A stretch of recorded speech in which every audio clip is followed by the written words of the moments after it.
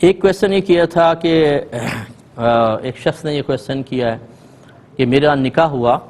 تو مجھ سے تو مولوی صاحب نے سب مطلب میرا بیوی کا نام لیا، اس کے والد کا نام لیا، مہر کا ذکر کیا اور کلمے وغیرہ پڑھائے، لیکن میری بیوی سے جب وہ جا کر انہوں نے یعنی جو وائف ہونے والی تھیں ان کو کلمے وغیرہ تو پڑھائے لیکن ان سے اجازت طلب نہیں کی، یعنی میرا نام نہیں لیا، میرے والد کا نام نہیں لیا، مہر کا ذکر نہیں کیا اور آ کے بس نکاح پڑھا دیا، نکاح ہو گیا کہ نہیں ہوا؟ دیکھیں یہ سمجھ لیجئے کہ جو وکیل یہ ہوتا ہے نا، قاضی صاحب خود جا کر لیں یا کسی کو آپ وکیل بنا کر بھیجتے ہیں، اگر قاضی صاحب خود جائیں گے تو وہ قاضی بھی ہے وکیل بھی ہے، یا کوئی دوسرا آدمی جاتا ہے، اسے لڑکی سے اجازت لینی ہوتی ہے کہ کیا آپ اجازت دیتی ہیں کہ آپ کا نکاح فلاں بن فلاں سے اتنے حق مہر کے عوض میں کر دیا جائے؟ لڑکی کہے کر دیا جائے تو بس یہ اجازت ہو گئی۔ اب یہ اجازت ہے، ایجاب نہیں ہے۔ اب یہ محفل میں آ کر جب وہ قاضی یا وکیل یہ کہتا ہے لڑکے سے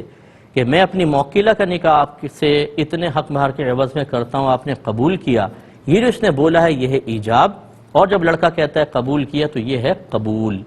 تو لڑکی کی اجازت پہلے درکار ہوتی ہے۔ اب اس میں جو سچویشن سمجھ میں آئی وہ یہ ہے کہ مولوی صاحب نے لڑکی سے اجازت نہیں لی باقاعدہ اور آ کر انہوں نے نکاح پڑھا دیا۔ اور یاد رکھیں کہ جب اجازت نہ لیں اور کوئی غیر آ کے نکاح پڑھا دے، نکاح ہو جاتا ہے، اس کو نکاح فضولی کہتے ہیں، اور یہ لڑکی کی اب اجازت پر موقوف ہے۔ اب اگر وہ مطلب لڑکی کوئی منع نہ کرے، رخصتی ہو گئی چلی گئی، تو یہ اس کی زبان سے تو نہیں لیکن عمل کے ذریعے اجازت ہوگی، نکاح ہو جائے گا لیکن خلاف سنت ہوگا۔ کہ یہ مولوی صاحب جو تھے انہوں نے لڑکی سے اجازت نہیں لی، کلمے پڑھائے اور آ کر لڑکے سے قبول کروا لیا، یہ نکاح فضولی ہوا۔ فضولی اس شخص کو کہتے ہیں جس کو آپ نے تصرف کی اجازت نہ دی ہو اور آپ کی اجازت کے بغیر وہ تصرف کر لے۔ جیسے میں آپ کی چیز بغیر آپ کی اجازت کے کسی کو بیچ دوں، یہ بیع فضولی کہلائے گی، یہ اصل مالک کی اجازت پر موقوف ہوگی۔ اسی طرح نکاح کسی کا کسی سے پڑھا دیا اس شخص کی اجازت کے بغیر، یہ نکاح فضولی کہلاتا ہے، اس شخص کی اجازت پر موقوف ہوگا اور یہ خلاف سنت ہوگا۔ لہٰذا جب آپ کسی کو نکاح پڑھانے کے لیے لے کر آئیں تو ہر شخص ایسے عام آدمی کو نہ لے آیا کریں جیسے ان صاحب کو پتہ ہی نہیں تھا کہ کیسے نکاح پڑھانا ہے، بلکہ واقعی جو صحیح صاحب علم ہوں ان سے نکاح پڑھایا کریں۔ ایک بھائی نے پوچھا یہ غسل کا سنت کے مطابق طریقہ کیا ہوتا ہے؟ دیکھیں اس کا طریقہ یہ ہے کہ سب سے پہلے اگر آپ نے غسل جنابت کرنا ہے تو پاکی کی نیت حاضر کریں، اور ویسے اگر کرنا ہے تو اگر جمعے کا کر رہے ہیں تو جمعے کی سنت کی ادائیگی کی نیت کریں،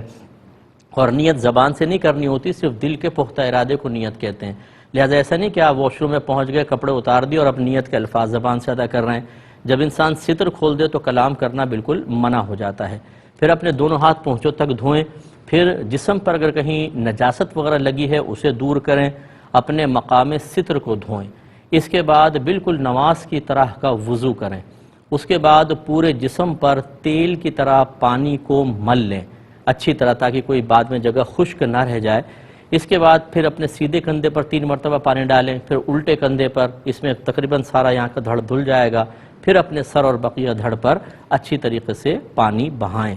خاص طور پہ وہ جگہیں کہ غسل جنابت میں وہ جگہیں کہ جہاں پانی نہ پہنچنے کا آپ کو امکان یا خوف ہو، وہاں خاص طور پر جیسے گلے اور یہ تھوڑی کی ملنے کی جگہ ہے، بغل کے نیچے ہے، اگر آپ بیٹھ کے نہا رہے ہیں تو پنڈلی اور ران جب مل جاتی ہے تو گھٹنے کے نیچے کی جگہ، اس جگہ اچھی طریقے سے پانی بہانا ہوگا۔ اس کے بعد پھر آپ جسم خشک کر سکتے ہیں۔ یہ مختصر سے سنت کے مطابق آپ کو طریقہ بتایا، اس کو فالو کریں۔ اگر کوئی شاور کے نیچے نہا رہا ہے اور اس کو اس طرح ترتیب کو نہ کرے بلکہ ویسے ایک دم پانی پورے بدن پہ بہا لے تو اس کی سنت ادا ہو جائے گی۔ ایسی سوئمنگ پول میں کوئی اترتا ہے، 1-2 ڈبکی لگائے، تھوڑا سا حرکت کرے، تمام سنت ایک ساتھ ادا ہو جائیں گی، اس کا غسل کمپلیٹ ہو جائے گا۔ ہاں یہ کہ کلی کرنا اور ناک میں پانی چڑھانا، یہ وضو اگر اس نے پہلے کیا ہوا ہے تو یہ دونوں اس میں پورے ہو جائیں گے، ورنہ باہر نکل کے یہ 2 فرائض علیحدہ سے پورے کر لیں۔ ایک انہوں نے کہا کہ میں نے کسی بزرگ سے سنا ہے کہ بغیر کپڑوں کے غسل نہیں ہوتا ہے، یعنی ستر ڈھکا ہونا چاہیے تب غسل ہوتا ہے ورنہ نہیں ہوتا۔ پہلی بات تو یہ کہ دیکھیں ہر ایک کو بزرگی کا سرٹیفکیٹ نا ایسے عام جاری کرنے کی کوشش نہ کریں، جو جہاں پہ لیا ایک فارم فل کیا اور آپ نے ٹھپا لگایا اور بزرگی کا سرٹیفکیٹ دے دیا، ایسے لوگ بزرگ نہیں ہوتے۔ جیسے یہ جس کو آپ بزرگ کہہ رہے ہیں اس نے بالکل غلط مسئلہ بتایا، اب آتا جاتا کچھ نہیں ہے، لیکن ہم جیسے عوام الناس جیسے آپ جیسے لوگ جو ہیں وہ بزرگ بنا دیتے ہیں، جن کو نہ کچھ علم ہوتا ہے، کلمہ تک صحیح پڑھنا نہیں آئے گا، غسل کے فرائض تک ان کو پتہ نہیں ہے، اور ہم بس داڑھی دیکھی، گلے میں مالائیں دیکھیں، ہاتھ میں ڈنڈا دیکھا، انگلیاں میں انگوٹھیاں دیکھیں، صاحب بن گئے، یہ تو بزرگ بن گئے۔ اس سے کس بزرگی کا کہاں سے تعلق ہو گیا؟ اِنَّا أَكْرَمَكُمْ عِنْدَ اللَّهِ أَتْقَاكُمْ، بے شک اللہ تعالیٰ فرماتا ہے کہ بے شک تم میں سے اللہ کی بارگاہ میں سب سے زیادہ عزت والا وہ ہے جو تم میں سب سے زیادہ صاحب تقوی ہے، اور تقوی پرہیزگاری علم کے بغیر نہیں آ سکتی، لہذا صاحب علم اور صاحب تقوی بعمل آدمی ان سے مسئلہ پوچھیں، اور خصوصاً مفتیان کرام سے یا ان سے نیچے درجہ پھر علماء کرام جو واقعی مسائل کو جانتے ہیں ان سے پوچھیں۔ اب انہوں نے غلط مسئلہ بتایا اور آپ کہہ رہے ہیں میں نے ایک بزرگ سے سنا ہے، یعنی آپ کے نزدیک ہر داڑھی والا بزرگ ہے۔ ایک خاتون نے مسئلہ پوچھا کہ جی میرے شوہر نے 3 طلاقیں دے دیں، میری ساس جو تھی وہ ایک مسجد میں چلی گئی، وہاں ایک مولوی صاحب نظر آ گئے، ان سے پوچھا بھی میرے بیٹے نے 3 طلاقیں دے دی ہیں کیا کروں؟ اس نے کہا 60 مسکینوں کو کھانا کھلا دیں سب ختم ہو جائے گا۔ انہوں نے کہا 60 مسکینوں کا کھانا کھلا دیا، ہمارے گھر پہ آ کے بتایا، وہ بچی کہتی ہے کہ ہم سب جاہل تھے، میں چلی گئی اور کئی سال ساتھ رہی ہوں، اب پتہ چلا ہے کہ یہ تو مسئلہ ہی غلط بتایا گیا تھا۔ اب یہی ہوتا ہے مسجد میں کوئی خادم صاحب مؤذن صاحب بھی ہوں گے نا داڑھی والے تو وہ عالم ہے ہمارے نزدیک، کیونکہ مسجد میں ہے۔ ایسا نہیں ہوتا ہے، آپ چلتے پھرتے کسی بھی کالے کوٹ والے کو اپنا کیس دے دیں گے،